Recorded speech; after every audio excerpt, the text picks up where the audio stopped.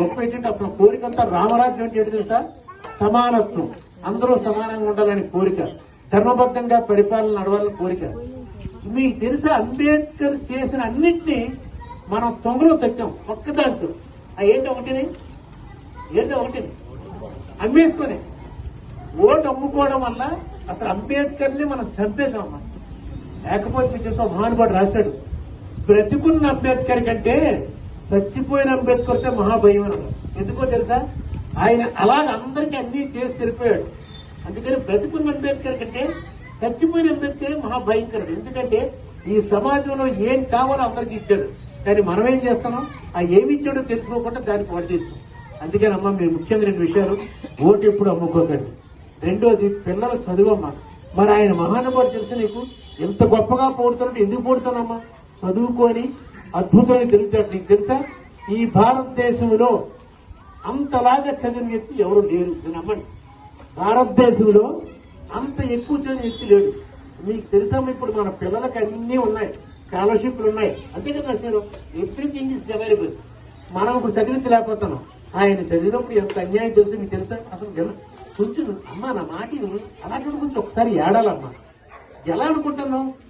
తాగడానికి మంచిని ఇచ్చాడు కాదు, స్కూల్కి వెళ్తే వాడు మంచిని తాగాలి.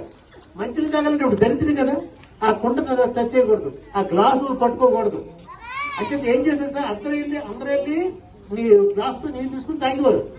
ఈ అంబేద్కర్ మాత్రం ఏం చేశారు సార్? ఎవడో వచ్చి అటెండర్ వచ్చి పోస్తే ఇలా తెలుసు కదమ్మా. అందరూ చిన్నప్పుడు ఇవన్నీ మేము కూడా చేసాం ఎలా పనులని. ఇప్పుడు ఇలా పోస్తే ఇలా తాగడమే కదా. అలా తాగడానికి ఏం చేసాడు తెలుసా? అటెండర్ నాకు కూడా చెప్తే పొగరంటే ఆడు తెలిసింది కాదు. ఈయన మంచినీళ్ళు తాగాలి పాప కుర్రాడు వెళ్తే ఆడు వెళ్ళిపోయాడు ఎక్కడికో పని ఉందని. ఆడు ఒక్కగా చూసి పోయేవాడు. తెలుసా స్కూల్లో ఉదయం రాత్రి వరకు ఇలాంటి వేసంలో కూడా నీళ్లు తాగకుండా బ్రతికాడు. మరి అలాంటి బ్రతికి ఈ భారతదేశంలో ఎవడూ చదవలేని చదువు ఎలా చదవని నాకు అర్థం కాదు ఎప్పటికీ.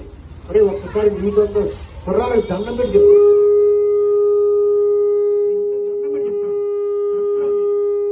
మనం అన్యాయం చేస్తున్నాం అంబేద్కర్. ఆకర్షణ ఉంటాం. అంబేద్కర్ అంటే దండ వేయడం, విగ్రహాలు కట్టడం కాదురా. అదే అంబేద్కర్ ఆశయం అంటే ఆయన ఆశించి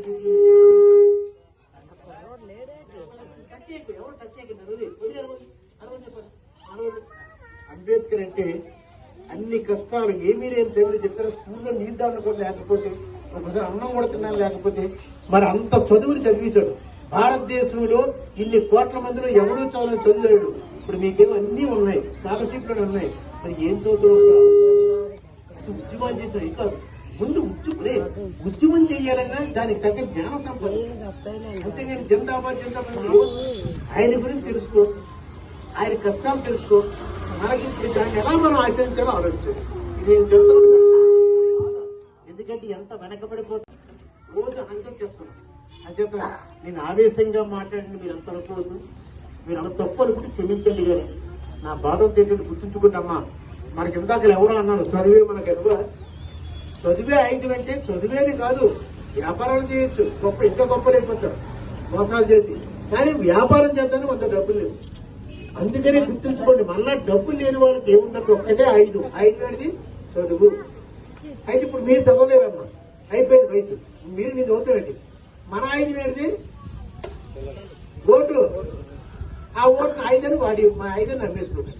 ఇప్పుడు మీకు 5 ఏంటంటే విద్య. మీరు బాగా చదువుకుంటేనే ఆ మహానుభావుడితో ఆశ నెరవేరుతుంది. ఎప్పటికే కొంచెం ఎక్కువ ఆవేశపడ్డాను, ఇప్పుడు తిట్టాను అనుకుంటాను. నేను తిట్టాను అనుకుంటే మాత్రం మళ్ళీ క్షమించాను.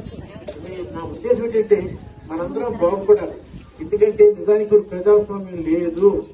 ఆ ప్రజాస్వామ్యాన్ని పునరుద్ధరిస్తేనే మనందరికీ జీవితం.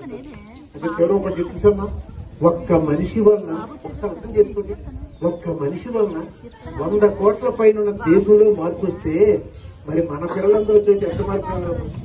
అందుకని వేమన పేరున్నారా? వేమన యోగి గారి పేరున్నా? జాతిలోన ఒకడు గుణవంతుడుండిన జాతి వెలయువాని గుణము చేత వెలయువనములోన మలయజంబున్నట్లు విశ్వదాభిరామ వినురవేమ. వేమనని కొన్ని వందల సంవత్సరాల క్రితం చెప్పాడన్న. జాతిలో అట ఒక్కడుంటే చాలు గురవద్దు, ఆ ఒక్కడి వలన ఆ జాతి బాగుపడుతుంది.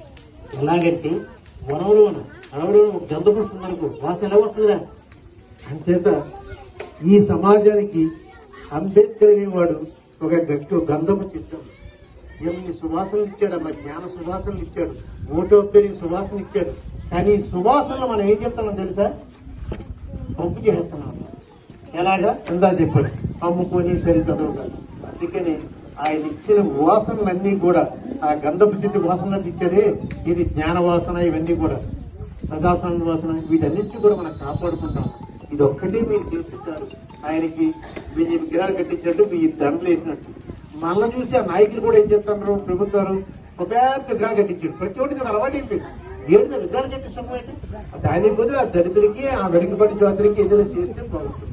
అయితే మనందరం ఒక జాగ్రత్తగా ఉండి, నేనేమైనా తప్పులు మాట్లాడి క్షమించండి, పెద్దల దగ్గర అది. ఎందుకంటే ఆవేదన ఒక ఆవేశం ఏం సంబంధించారా?